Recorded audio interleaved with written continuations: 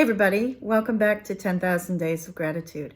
It feels like a long time since I've been on here to do a gratitude post, and the last one that I did was on Blackout Tuesday, and it just hasn't felt right to come on here yet and speak about the things for which I'm grateful when there is so much else that needs to be talked about and voices that need to be heard.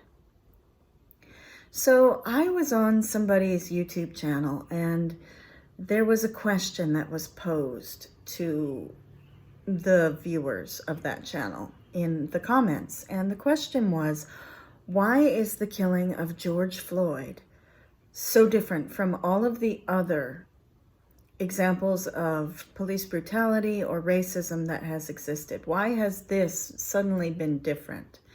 And I don't know whether the person was being antagonistic and saying that the massive upswelling of Black Lives Matter protests was really insincere, or whether it was a genuine question. And I have taken the choice that when I am faced with that and I have to make a judgment call, I'm going to assume that it's a genuine question and answer from my perspective, from the heart. So I thought about it, and I think that there's something very specific about this case. And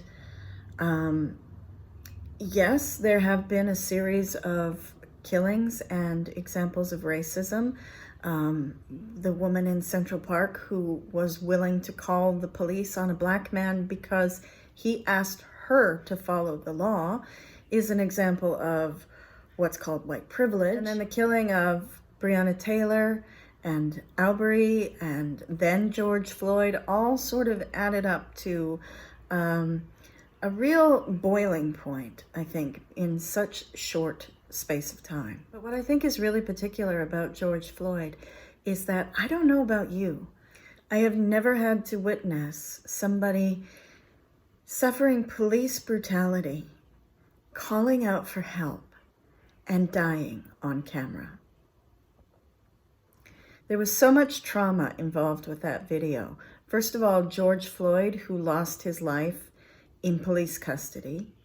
Secondly, his family, who has to live with the fact that everyone in the world has had access to that video.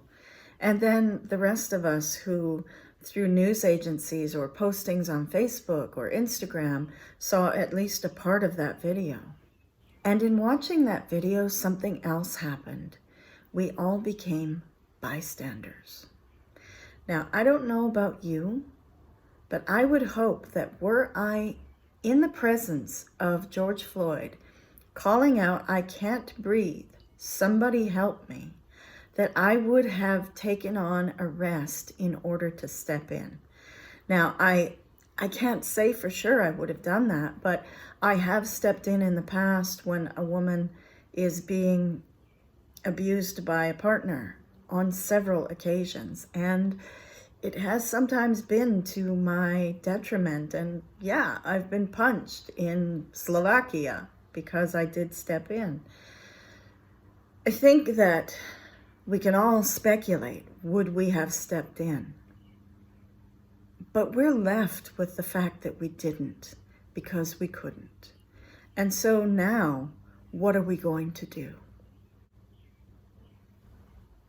Some people have taken to the streets as a result of being left being a bystander. And some of us have gone silent to allow the voices that need to be heard to be heard. And some of us have used our platforms to amplify those voices. Now, whatever it is we have done, I think that the fact that we've been bystanders has really prompted people to move forward. I know that for myself, being a bystander is not something I could sit comfortably with. And so I have been looking into my own heart. I have been listening, and I have been educating and unlearning.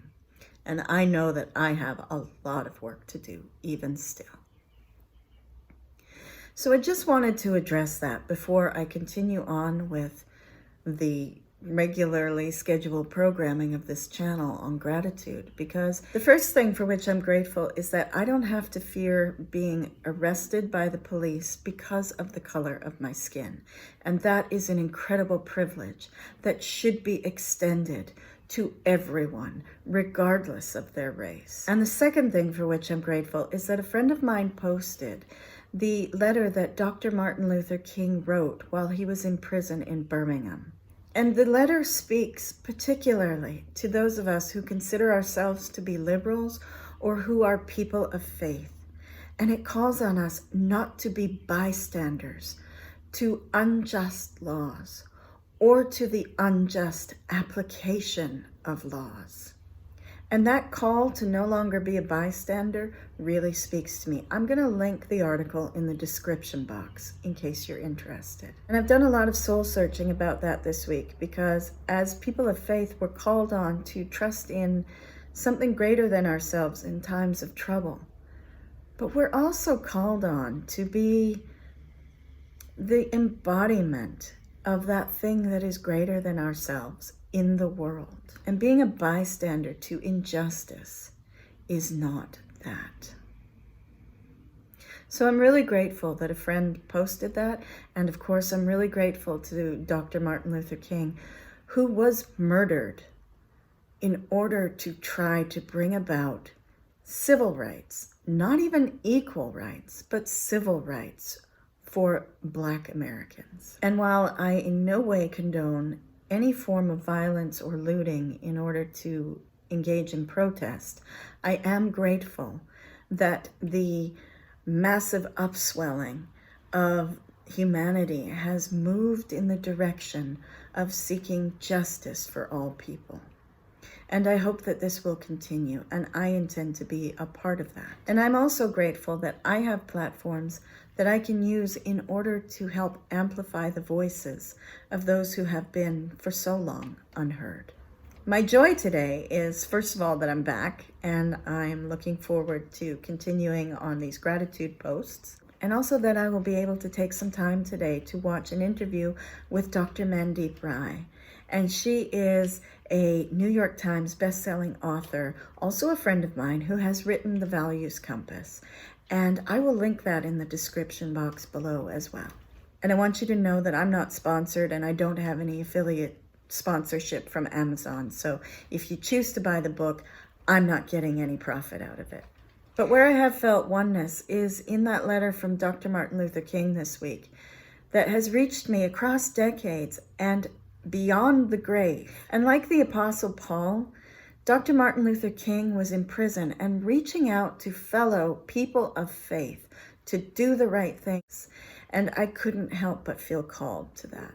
As far as service is concerned, I don't consider it service to check my privilege, to look inside of myself and uncover where some unconscious racism may still exist within me. And frankly, we are raised in a culture that indoctrinates us into racism. There is really no way that we can be completely free of unconscious racism without really digging down and looking at it. I don't consider that to be an act of service. I consider that to be my responsibility to my fellow humans in society. But what I have done is I've written about my exploration into myself in painfully truthful detail on my website. And it's not pretty. I have found some ugly within myself. And I hope that by writing about it, I can be an encouragement to others to look within and where they find ugliness, not to run from it, but to face it and to know that it can be brought to light and transformed. This has been a very difficult time for many people, and we're not going to get it all 100% perfect in our efforts to look within or to make change without. But I encourage you to have grace and compassion with one another as we all try to move forward. In the past few weeks, I've noticed on my YouTube channel and on my website that when I have conducted interviews, they are lacking in diversity.